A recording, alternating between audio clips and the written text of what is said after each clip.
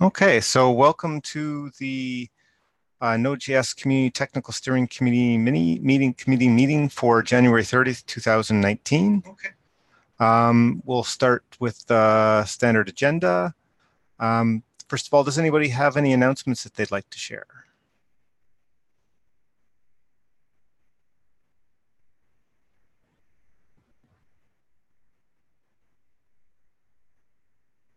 No? Okay. Then we'll move on to the regular agenda. We do have a fairly light agenda from what was tagged. However, there were a few suggestions from Rich, so we can get to those after we touch on. The first one is a tracking issue for updating the TC on board meetings. I know there was a board meeting, and I think there was an update from Miles, but since he's not here, maybe we'll defer to next time to let him do that in person. Here. Next one is the update on strategic initiatives.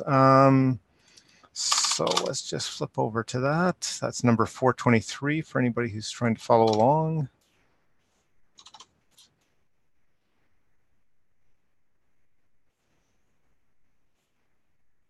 So I'm just going to go through the list to see where we have. On the NAPI front, one of the main things is getting, as we mentioned last time, the thread safe functionality backported. I know, Gabriel, you're making some good progress on that.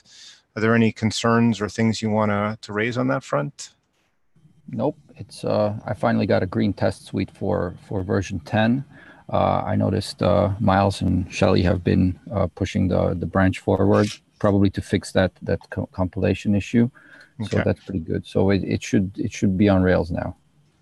Okay, that's good. Otherwise, we're just pushing forward with the main things of addressing issues and working on async. The async functionality is the other sort of main thing that we're pushing along in the weekly meetings as well.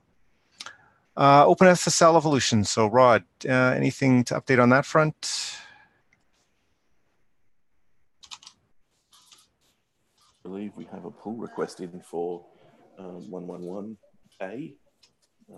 by Sam. I haven't had a look at it though. It's been our break, so but we're moving forward. Okay, that's good. So that's for 111.1.1a, right? Correct. Okay. I do know he's also working on TLS 1.3 support. Getting some things landed. It sounds like there was a blocker due to a change in OpenSSL, but actually, through conversation and discussion, it turns out that it's also affecting other projects like Nginx, and it seems likely, I think, at least from my last understanding, that they may actually make a change that will help us out on that front as well. That's fantastic. 3 as well. Okay. In terms of going down workers, error messages, score promise, V8 currency. Michael, what's anything to report on that front?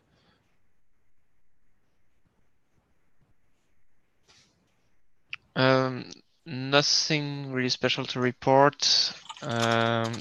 Canary is fine, I think. The updates are going well. And I have an open pull request to update to V8 7.2. And it's still ongoing. We are waiting for help about Windows issues. Okay. One quick question. In another discussion, I think in the build working group, it sounded like we'll need a much newer compiler for 7.3. Does that match your understanding? Not exactly. I don't know about 7.3, but what people from the V8 team told me is that they want to bump the requirements in the future to be at least that the compiler has to be at least compatible with C++ 14. But I don't think that's already the case right now. But they want to do it. Right. So, okay. So you don't think it's necessarily in 7.3, but something which is maybe not too far off then? Yes, and maybe they won't even make incompatible updates in the near future, they just will stop to test on an older compiler. Right. Okay, so it's which C++ version? You said 14 or 14? Okay, because I think we'd heard 17 as well. So. Actually, if it's going to happen, it might be better that it gets sooner rather than later, because if it happens in 7.4 or 7.5, we may not be able to pick that up for Node 12. Normally, we are able to upgrade V8 after we've done a major by keeping ABI compatible. But if the compiler changes, then that may be a no-go. So yeah, it depends. If it's beyond 7.6, I think we're fine. If it's between 7.3 and 7.6, it's probably better to do it in 7.3. Yeah. Would there be, Michael, would there be anybody you could follow up with to get a feeling of that? Yes, I can ask Yang about that. Probably. Okay, if earlier then may be an issue. Yeah, because I mean we're already at the point where, you know, getting new levels of compilers across all the build infrastructure is a non-trivial job. And I'm not sure we'd want to do it the day before we cut a new release or something like that, but it's okay. So yeah, if you can get a Michael.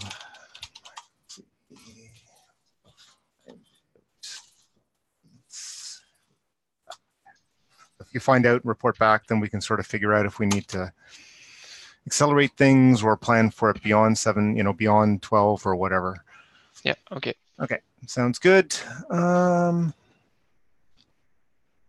then we don't have Sakri Priyan, so no update on the Python 3 and JIP progress, although I think I will mention that I can start to see additional activity. And it was pointed out that, you know, maybe even in that issue that the end of life is the end of this year. So it's probably just good to have a heads up for people to help support the efforts on that front if they see things that need to be reviewed or pushed forward or whatever.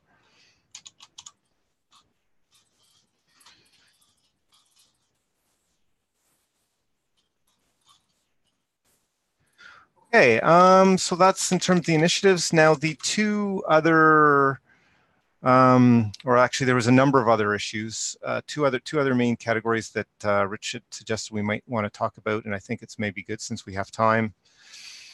I'd suggest of the two, maybe we look at 25747 first. This is a PR, and I'll try and frame it, and if anybody else has a better unless anybody else has already looked at it carefully and feels comfortable doing that.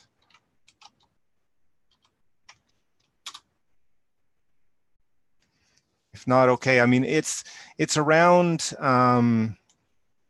the unhandled rejections, and at one point we added a deprecation warning that I believe basically says that, you know, if you don't handle your unhandled rejections, Node will start crashing at some point. And you know, a PR was open saying, you know, I think we've changed our mind on that, or at least we've agreed we don't have agreement that we're actually going to do that. So let's remove the deprecation warning.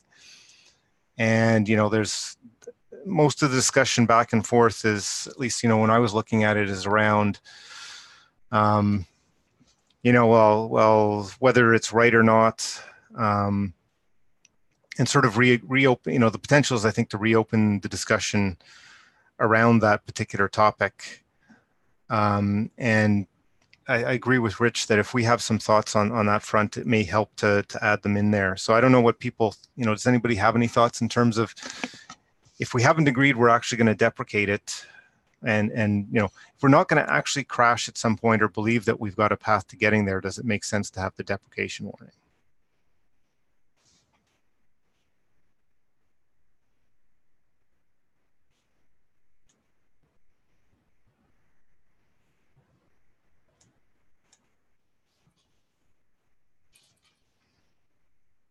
I guess do people have enough context or have any question or more questions, or is it that we just don't have the context to have the discussion now and we should take it back to GitHub making this more of just an FYI. Yeah, it sounds like this has some discussion to go in GitHub still, because there's some contention about whether it was even agreed that we would do this. I think that discussion needs to play out a bit more. This is for the unhandled exception one, anyway. Yes. Yep. The other two were the buffer runtime deprecation. Yeah, we can move on to that one next.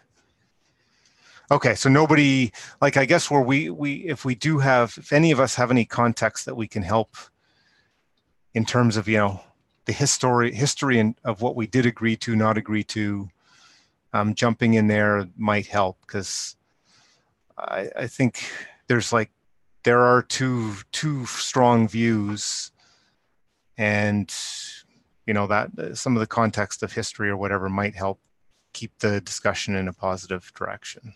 I guess all I'll say. Yeah, it sounds to me like it's only Gus and Jordan that are really strong on pushing ahead with this now.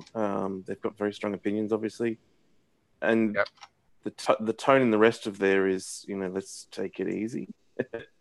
But there's really not that many people. There's Benjamin and Anna, and that's about it. Oh, and Ruben. So It needs more discussion. Okay,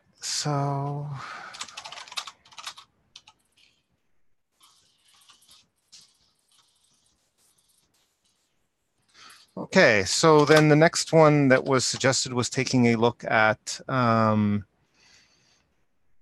the buffer deprecation. So those are numbers 21351 and 22584, which I think we do discuss pretty much every release. It's maybe, I think the suggestion was it's possibly better to have that, start that discussion earlier than later. And I wonder what other people think, like, is something, what are people's thoughts in terms of, is it the right time to discuss that? Should we wait?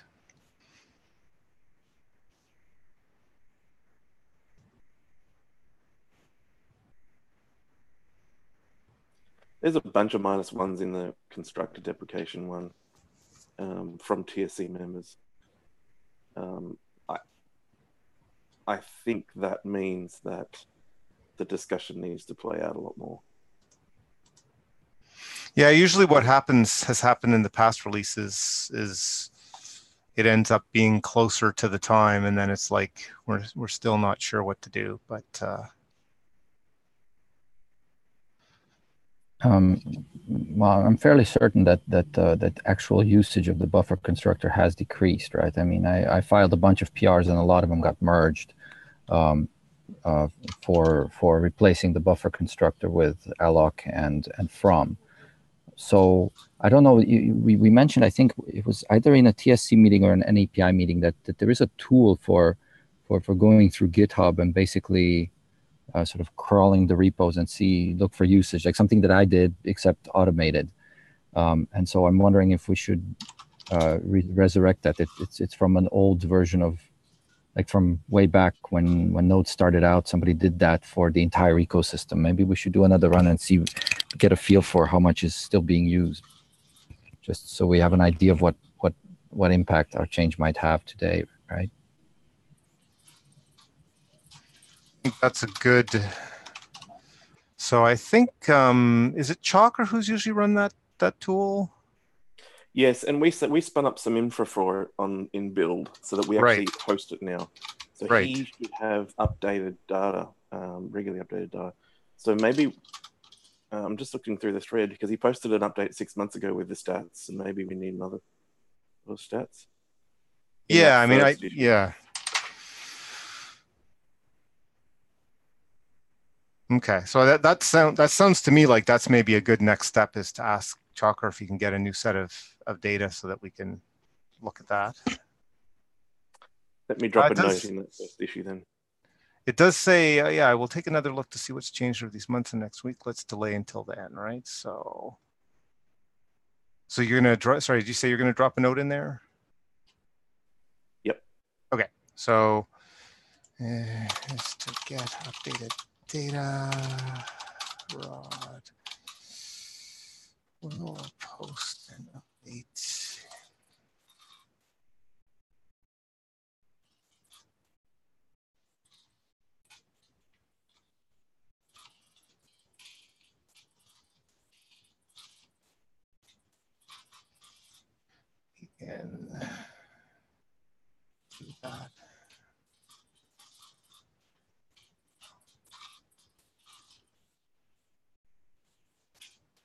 Yeah, I think that would be good data because it may help the discussion. If it's clear that it's not being used at all versus it's still being used and slowly declining, makes a big difference.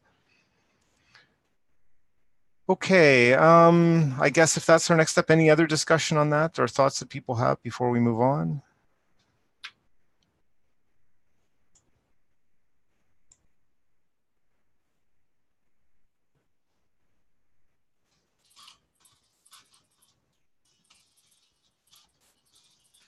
Okay, if not, the last part is Q&A. So I just asked in the YouTube chat if anybody had some questions. So maybe we'll give people a minute or two, see if there's any questions, and otherwise we can call it a day.